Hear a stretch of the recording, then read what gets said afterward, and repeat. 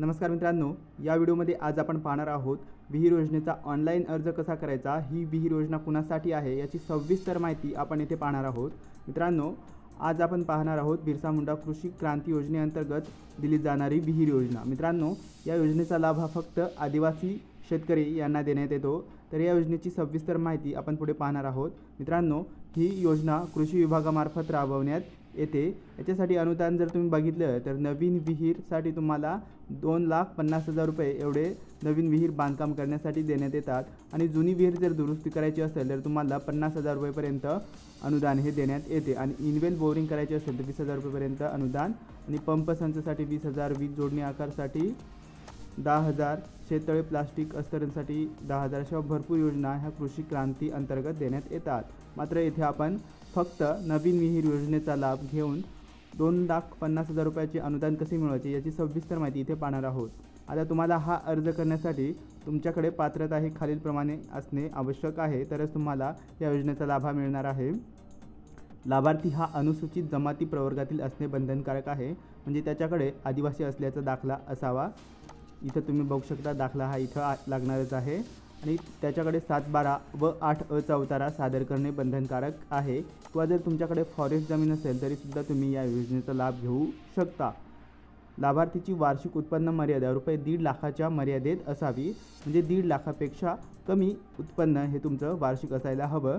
त्यासाठी तुम्हाला तहसीलदार यांचा उत्पन्न दाखला हा सादर करावा लागणार आहे आणि लाभार्थीची जमीन धारणा 0.20 हेक्टर ते 6 हेक्टरपर्यंत नवीन विहिरीसाठी किमान 40 आर असणे बंधनकारक आहे। म्हणजे नवीन विहीर घेण्यासाठी कमीत कमी तुम्हाला 1 एकर जमीन असणे आवश्यक आहे आणि जर या योजनेचा तुम्ही एकदा लाभ घेतला तर पुढील 5 वर्ष हा तुम्हाला या योजनेचा लाभ घेता येणार नाही। पुढील 5 वर्ष संपून गेल्यानंतर तुम्ही परत नव्याने या योजनेचा लाभ हा घेऊ शकता। आता आवश्यक कागदपत्रे तुम्ही इथं बघू शकता।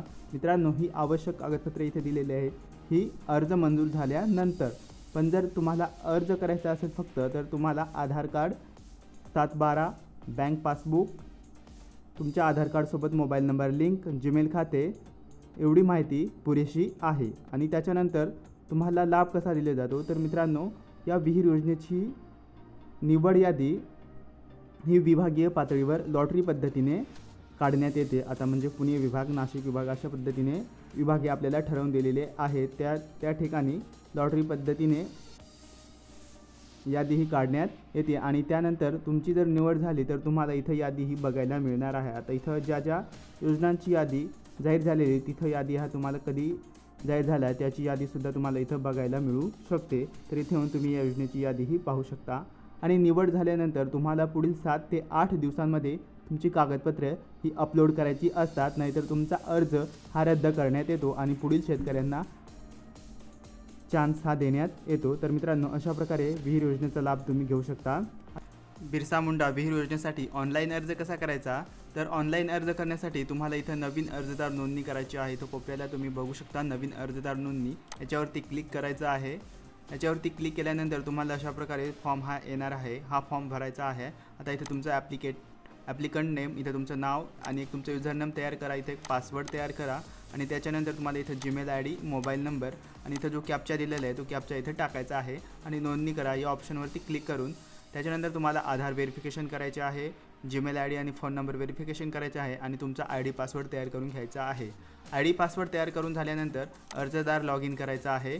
अर्जदार लॉग इन या ऑप्शनवरती क्लिक करून तुम्हाला 2 पद्धतीने तुम्ही लॉग इन करू शकता। एक तुम्ही जो युजर ID आणि पासवर्ड बनवला त्याच्या पद्धतीने आणि दुसरा म्हणजे आधार क्रमांकाने।